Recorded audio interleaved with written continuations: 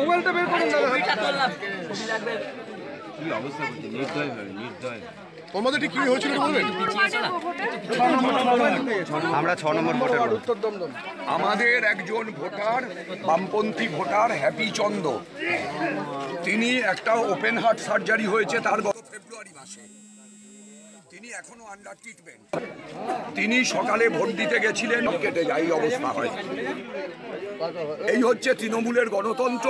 বহিরাগতদের নিয়ে এসে প্রার্থীর উপরে আক্রমণ, তাকে হত্যা করার চেষ্টা। এই গণতন্ত্র ওরা প্রতিষ্ঠিত করতে চায়।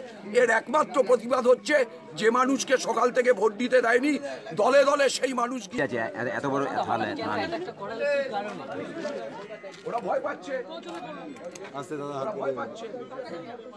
দেখানোর জায়গা হচ্ছে প্রার্থী। এরা তো কোনো গণতন্ত্র মানে না। হঠাৎ কেন আক্রমণ করা হলো? এখানে তো কোনো বুথ নেই, আমি কোনো বুথেও যাচ্ছি না। আমি যাচ্ছি আমার একজন ভোটার যাকে ওরা সকালে মেরেছে তাকে দেখতে।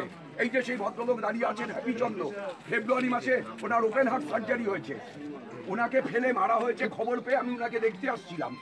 আমরা সকাল থেকে দেখছি বিস্তীর্ণ জায়গায় এজেন্ট বসতে দেওয়া হয়নি। তারপর